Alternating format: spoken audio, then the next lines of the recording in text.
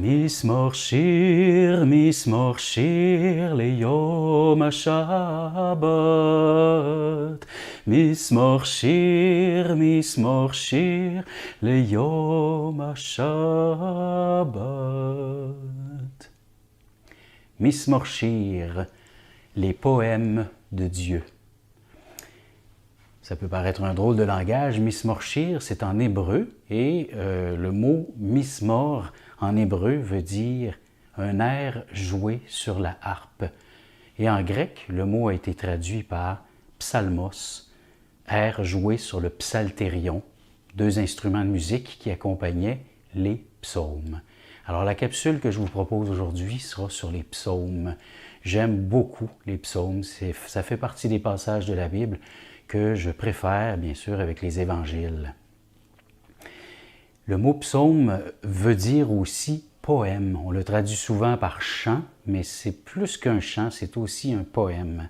Et le livre des psaumes en hébreu est dit Tehillim, qui veut dire tout simplement le livre des louanges. Donc les psaumes sont vraiment des chants de louanges, mais pas seulement de louanges. On va le voir un petit peu plus loin dans l'explication et dans le commentaire que j'en donne. Tout d'abord, les psaumes sont issus de l'Ancien Testament. C'est la prière du temple, c'est la prière liturgique, en particulier à l'époque du temple de Jérusalem, pendant les sacrifices, mais aussi pour les pèlerinages, pour la louange, pour la supplication. Lorsque le peuple partait en guerre contre un autre peuple, il y avait un psaume pour chacune des occasions de la vie et jusque dans la mort. Jésus, bien sûr, a fait sien les psaumes aussi dans sa prière à travers tout au long de sa vie et très certainement le jeudi saint lorsqu'il a célébré donc la dernière scène et particulièrement avec les psaumes qu'on appelle les psaumes des montées qui sont les psaumes de pèlerinage pour la montée vers Jérusalem. Dans l'Église aussi, les psaumes sont la prière de l'Église, pourrions-nous dire aussi, et ce, depuis pratiquement les tout débuts de l'histoire de l'Église. Les moines au désert, dans les premiers siècles de l'histoire de l'Église, ont fait leur aussi la prière des psaumes, en faisant un devoir de les réciter un après l'autre, dans une séquence ininterrompue. Donc les 150 psaumes récités un après l'autre dans une séquence ininterrompue ou presque. Et d'ailleurs, pour se permettre de savoir à quel psaume ils étaient rendus, certains moines attachaient des roches, des petits cailloux, autour d'une ficelle qui faisait une espèce de chapelet. On va y voir d'ailleurs l'origine du chapelet.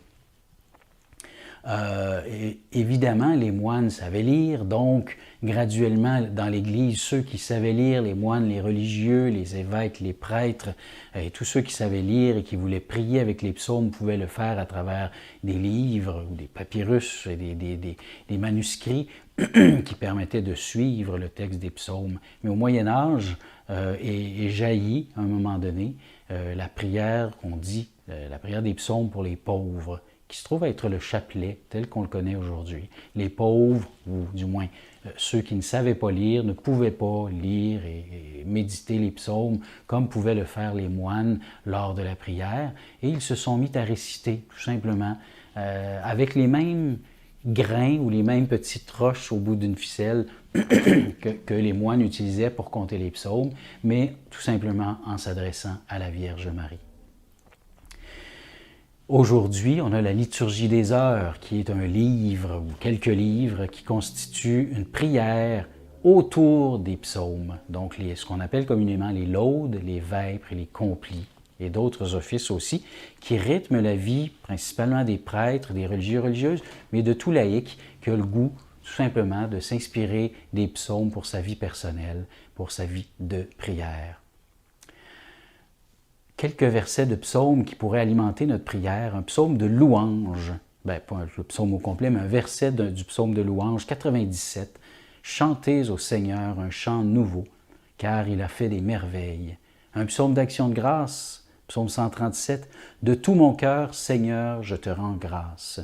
Tu as entendu les paroles de ma bouche. » Le psaume 79 pour l'intercession. Dieu, fais-nous revenir, que ton visage s'éclaire et nous serons sauvés. Un psaume de supplication au psaume 140. Seigneur, je t'appelle, accours vers moi, écoute mon appel quand je crie vers toi. Un psaume pour le combat, lorsqu'Israël partait en guerre, au psaume 143. Béni soit le Seigneur, mon rocher. Il exerce mes mains pour le combat. Il m'entraîne pour la bataille. Un autre verset pour guider ma vie, tout simplement, au psaume 118, verset 105. Ta parole est la lumière de mes pas, la lampe de ma route. Alors, je vous laisse avec une question toute simple. Comment les psaumes peuvent-ils venir soutenir ma prière? Comment les psaumes peuvent-ils soutenir votre prière? Bonne méditation.